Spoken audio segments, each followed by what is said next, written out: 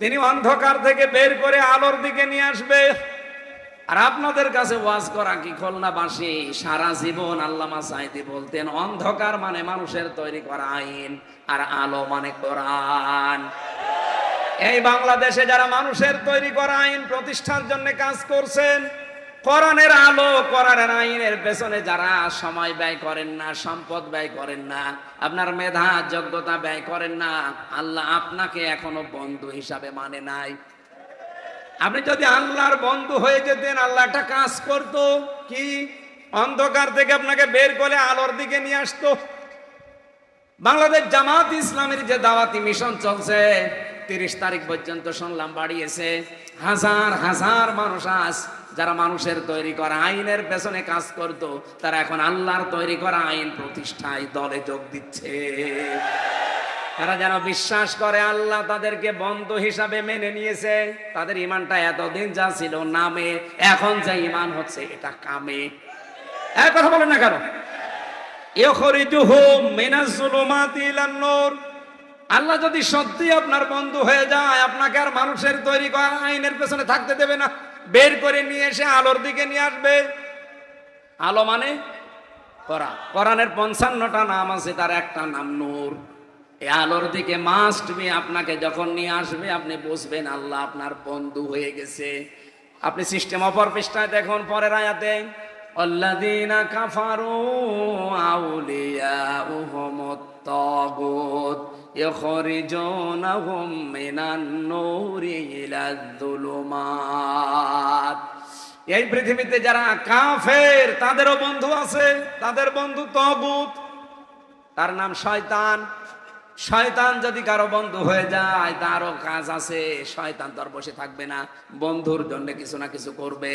শয়তানের বন্ধুকে 1 নাম্বারে সে উপকার করবে কি, আল্লাহ যেন আমাদের উপকার করে, অন্ধকার থেকে বের করে আলোর দিকে নিয়ে আসে। মানুষের তৈরি করা আইন প্রতিষ্ঠা বাদ দিয়ে আল্লাহর আইন প্রতিষ্ঠার কাজে লাগিয়ে দেয়। আর শয়তান হচ্ছে আল্লাহর আইন বাদ দিয়ে মানুষের তৈরি করা আইন প্রতিষ্ঠায় লাগিয়ে দেয়।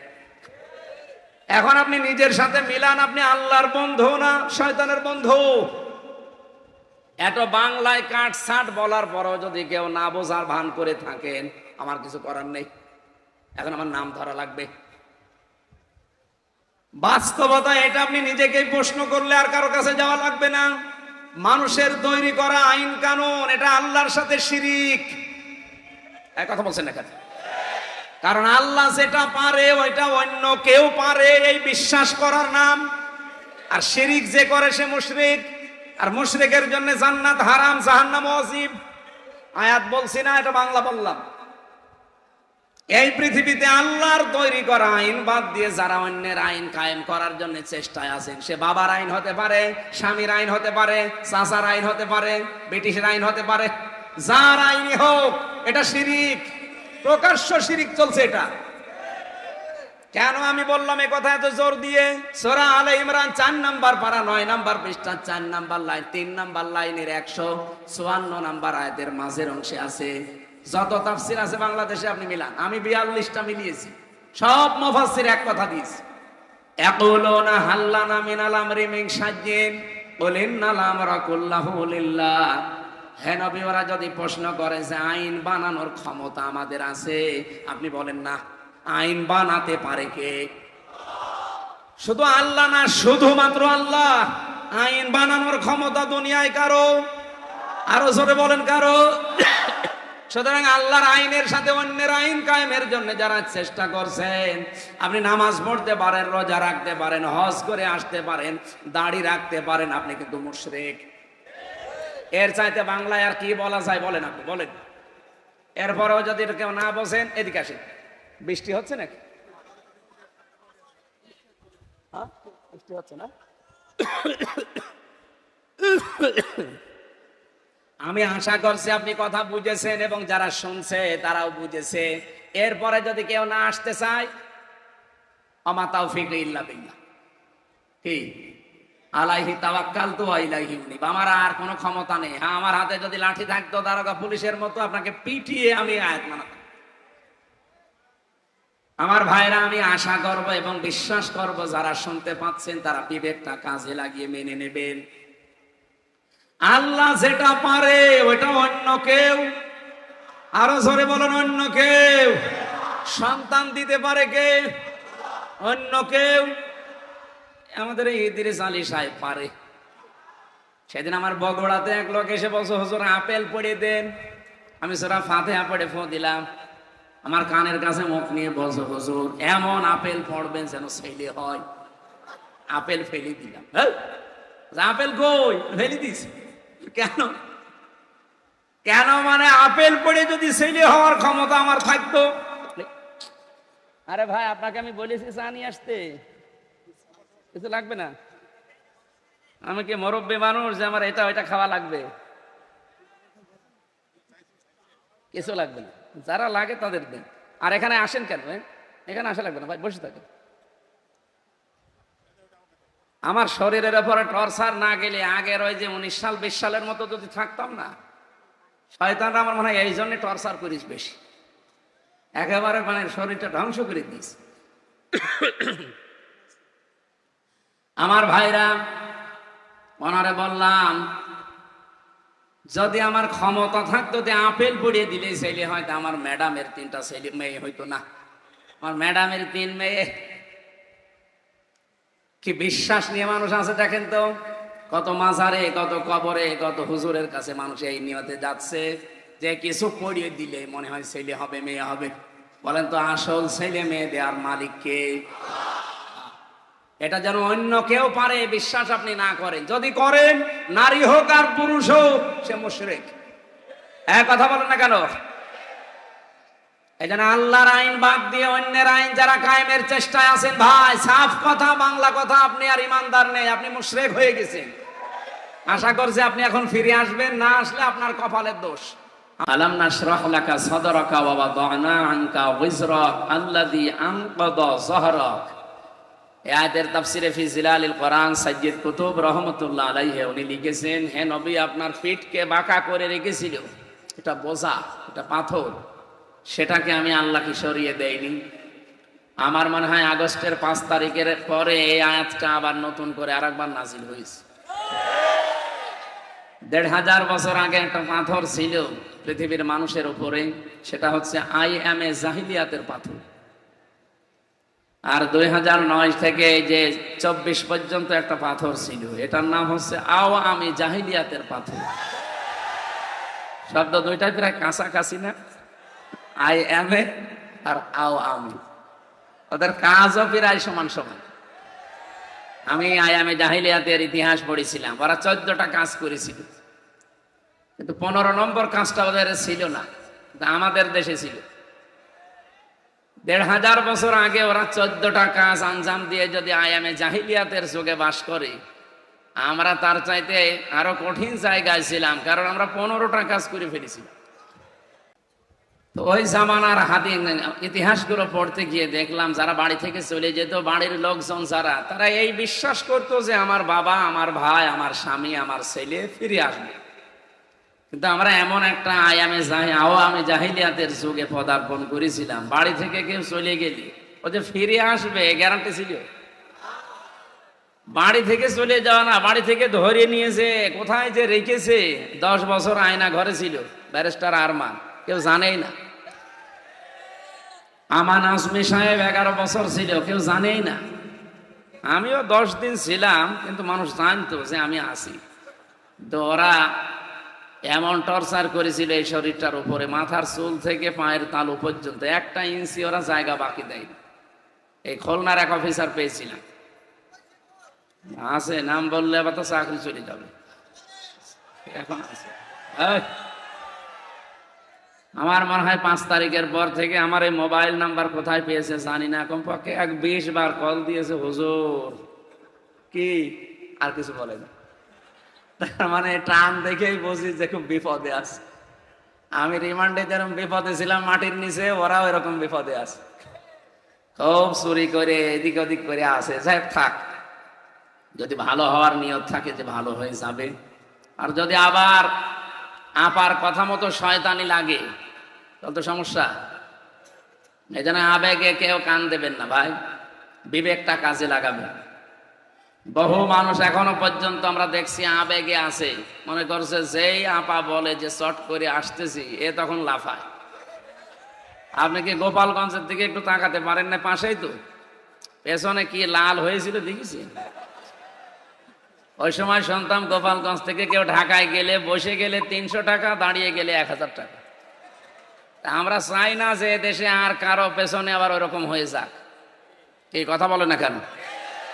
আপনারা যাই মনে করেন, বাংলাদেশ কিন্তু আগস্টের 5 তারিখের আগে আর নেই। সূরা আনআমের 45 নম্বর আয়াতের প্রথম অংশে আছে, আল্লাহ বলেন জালেমদের শিকড় কাটা হয়ে গেছে। কেটেছে কে? না না, আপনি আলেন কতিয়া এটা মসুদ, এর ফাইল জানা আছে? আপনি আন্দাজ বললেন কেন? কথা বলবেন না, যারা আলেম আছে তারা জবাব দেবেন। আল্লাহ বলেন জালেমদের শিকড় কাটা হয়ে গেছে। কেটেছে কে? আবার আল্লাহ বলেন এর ফাইলই তো জানা নেই, কর্তাকে কেউ জানে না। আপনি দেখেননি আগস্টের 5 তারিখের পরে এই দেশে 630টা থানা, কম বেশি জালেমদের বাড়ি ঘর যেখানে ছিল ভেঙেছে কে কেউ জানে না, কিন্তু ভাঙা হয়েছে। আমার কুষ্টিয়ার হানিফ সাহেবের বাড়ি, আপনি আগস্টের 5 তারিখে বিকাল বেলা যে দেখি পায়খানার প্যান পর্যন্ত খুলে নিয়েছিল। কি গো, ভাঙলো কে কেউ জানে না। এমনকি এখানে আল্লামা সাঈদীর জীবনের 2টা স্বপ্ন শুধু পূরণ হয়নি, বাকি যত স্বপ্ন তিনি দেখেছিলেন আল্লাহ সবগুলো পূরণ করেছেন। সারা জীবন দোয়া করতেন, আল্লাহুম্মা ইন্নী আসআলুকা শাহাদাতান ফি সাবিলিক, হে আল্লাহ আমি তোমার রাস্তায় শাহাদতের মরণ চাই। আমি 3 বছর তার পাশের ছেলে ছিলাম, খালি মাঝখানে একটা দেওয়াল ছিল, উনি 1 নম্বরে আমি 4 নম্বরে। একদিন আল্লাহর এই বান্দার সাথে দেখা হয়েছিল 10 মিনিটের জন্য হাসপাতালে। মনে আমি যে বললাম যে হুজুর আমাকে চিনতে পারছে? কে? আমির হামজা, কুষ্টিয়া। প্রথমে উনি জিজ্ঞাসা করলেন যে আমার আব্দুল ওয়াহেদ ভাই কেমন আছে, জামাত ইসলামের যিনি এমপি ছিলেন কুষ্টিয়া জেলা আমির। বললাম উনি নেই, উনি মারা গেছে। এরপরে আমারে বলছে হামজা, আলামী, জামাল, তারেক মনোয়ার, এই 4-5 জনের নাম বলল। বলছে মাসুদ আর শামীম এসে তোমাদের নাম বলে। আমার 2টা কথা আমার ভালোভাবে এখনো মনে আছে। মাথায় হাত দিয়া বললাম একটু দোয়া করে, যেহেতু 10 মিনিট পরে তো সিরিয়াল আমাদের। চট্টগ্রাম এবং খুলনায় যদি তুমি বের হয়ে যেতে পারো, জনতাকে জানাবা জীবনে কোনোদিন কোরআনের কথা বলতে আমি পিছপা হইনি। তোমাকেও বললাম যদি বের হতে পারো কোনোদিন কোরআনের কথা বলতে পিছপা হবা না। আমার মনে হচ্ছে হাতটা এখনো মাথায় লেগে আছে। তার জীবনের 2টা স্বপ্ন শুধু পূরণ হয়নি, তিনি বলেছিলেন চর্মচোখে আমি কোরআনের রাজ বাংলাদেশে কায়েম হয়েছে এটা যেন দেখে যেতে পারি। উনি পারেননি, পেরেছেন। আর একটা স্বপ্ন ছিল এই ময়দানে উনি কিয়ামত পর্যন্ত শুয়ে থাকতে চেয়েছিলেন। খুলনার যে জালেমগুলোর কারণে এখানে থাকতে দিল না, ওই তারা কোথায় আছে? আমি আসার সময় শুনছিলাম তাদের বাড়ি ঘর আর নেই, সব মিশে গেছে। আল্লাহ রাব্বুল আলামিন এই কথাটা 1500 বছর আগে জানিয়েছেন। সূরা নমল 19 নম্বর পারা 20 নম্বর পৃষ্ঠার 7 নম্বর লাইনের 152 নম্বর আয়াতে আছে, ফাতিলকা বুয়ুতুহুম খাওয়িয়াতাম বিমা যালামু। আল্লাহ পাক বলেন এই সেই ঘরগুলো। আল্লাহ যেন এভাবে কুদরতি আঙ্গুল দিয়ে দেখাচ্ছে বাংলার মানুষকে যে এই সেই ঘরগুলো। আল্লাহ বাইতুন দিতে পারতেন, বয়ুত দিলেন কেন? এটা তাফসিরে মাযহারিতে আছে। আল্লামা সানাউল্লাহ পানিপতি রহমতুল্লাহ আলাইহি উনি ব্যাখ্যা করতে গিয়ে বাইতুনের বহুবচন বয়ুতের ব্যাখ্যায় দিয়েছেন। আল্লাহ যেন আঙ্গুল দিয়ে দুনিয়ার মানুষকে দেখাতে চায় যে এই সেই ঘর। যদিও লূত আলাইহিস সালামের জামানার কাহিনী এটা। কি করেছিলেন? খাওয়িয়াতাম বিমা যালামু, আল্লাহ বলেন জনশূন্য করে দিয়েছি, পরিত্যক্ত হয়ে আছে আজ এই জালেমদের জুলুমের কারণে। মুফাসসির লিখেছেন পৃথিবীর যেখানে জুলুম হয় ওই জায়গা পর্যন্ত আল্লাহর কাছে অভিশপ্ত হয়ে যায়। বাংলাদেশের যেখানে যেখানে জুলুম হয়েছিল আজ দেখেন জায়গাগুলো পর্যন্ত আজ পরিত্যক্ত। কি কথা বলছেন না কেন? কয়েকদিন আগে আমি কিশোরগঞ্জে ছিলাম, জেলা শহরের ওপরে জমজমাট অফিস। কিশোরগঞ্জ জেলায় বিশাল অফিস নিয়ে কারবার করত, শুনতাম মানুষকে বিনা কারণে এখানে নিয়ে টর্চার করত। ওর মাটির নিচে পর্যন্ত টর্চার শেষ ছিল। আগস্টের 5 তারিখের পরে ঘরটা এমন অবস্থা, এই খবিয়াতান দেখে আসলাম, পুরা মিশে গেছে। এতটুকুই না, মানুষ এখন অনেকে দেখি পোশাক পায়খানা করছে। ড্রাইভারকে বললাম গাড়িটা একটু থামান, তাকিয়ে দেখি কেউ এদিকে কেউ এদিকে কেউ এদিকে, মুখ দিয়ে মনে হচ্ছে জামাতবদ্ধ টয়লেট চলছে। এমনি এগুলো আল্লাহ করেনি। খবিয়াতান বিমা জলামু, আল্লাহ পাক বলেন এগুলো আমি আল্লাহ একেবারে জনশূন্য পরিত্যক্ত করে দিয়েছি, উজাড় গৃহ বানিয়ে দিয়েছি এদের জুলুমের কারণে। এ পর্যন্ত যদি আয়াত শেষ হয়ে যেত আমি আয়াতটা পড়তাম না, এর পরের অংশ আমাদের জন্য। আল্লামা সাঈদীর জীবনের শেষ আশাটা আপনারা পূরণ করতে দিলে কি হতো? আমি আজকে পিরোজপুরে যে কবর জিয়ারত করে আসলাম, অথচ এখানে থাকলে আমি এখানে এসে করতে পারতাম। বাংলাদেশ সহ বিশ্বের কত মানুষ কোরআনের মহব্বতে এসে অন্তত এই মাদ্রাসা দেখতে পারতো তার কবরের ওসিলায়। নেয়ামত আপনারা চিনতে পারেননি। লাইন শাকারতুম লাযিদান্নাকুম, যদি নিয়ামতের শুকরিয়া আদায় করো ওটা আবার বাড়িয়ে দেব।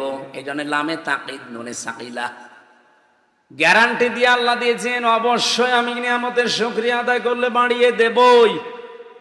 আমার প্রশ্ন হচ্ছে, বিশ্ব নবীকে আল্লাহ পাঠালেন মক্কায়, অথচ কিয়ামত পর্যন্ত তিনি থাকবেন মদিনায়। মক্কার মানুষেরা বিশাল নিয়ামতের শুকরিয়া আদায় করে নাই। যারা শুকরিয়া আদায় করেছে আল্লাহ কিয়ামত পর্যন্ত তাদের কাছে রেখে দিয়েছে। যদিও উনি খুলনা বিভাগের সন্তান না, উনি বরিশাল বিভাগের সন্তান। খুলনা বিভাগের মানুষের জন্য যা করে গেছে এটা ভোলার মতো, ঋণ শোধ করার মতো। আমি গতকালকেও ছিলাম বরিশালে, তার আগের দিনও বরিশালে।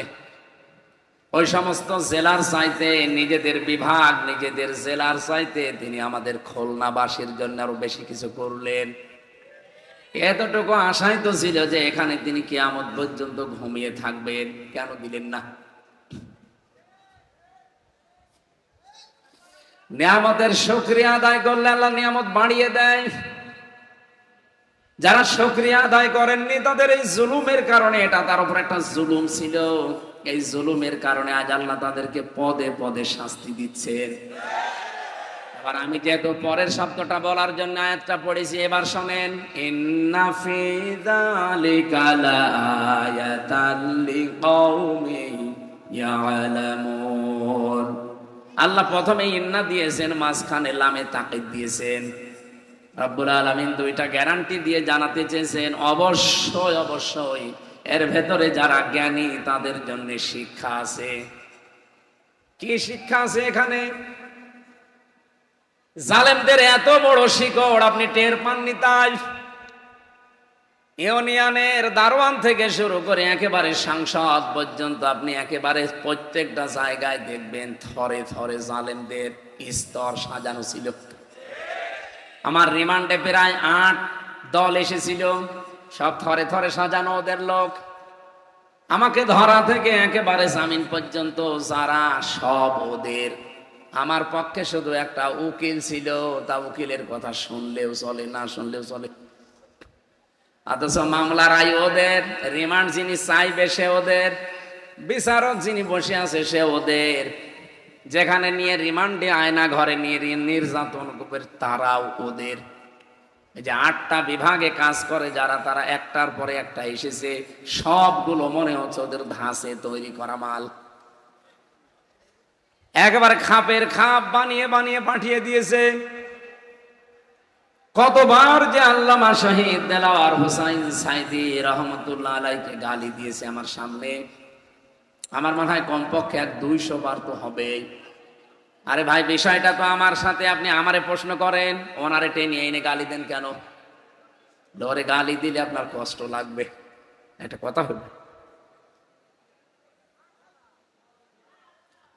খুলনাবাসী, আমি এখান থেকে যে বিষয়টা বের করতে পেরেছি, জালেমদের এত বড় থরে থরে সাজানো শিকড় যদি কেটে ফেলা হয়ে যায়, এখন কোন শিকড় জালেমদের আছে? দু একটা আছে যেগুলো ইঁদুরের গর্ত পাচ্ছে না। আল্লামা সাঈদীর প্রায়ের দিন যিনি মিষ্টি দিয়েছিল কক্সবাজারে, এত মিষ্টি বিলেতন করেছিল ওই বাঁটটা জাফর, ওর নাম ছোট তো মানুষ এলাকায় বাঁটি জাফর বলে ডাকে। ওরে কালকে ধরেছে, রিমান্ড নিয়েছে। আমার মনে হয় ওরে বাঁটি বানিয়ে ফেলায় দরকার, এমনি বাঁটা দেখলাম।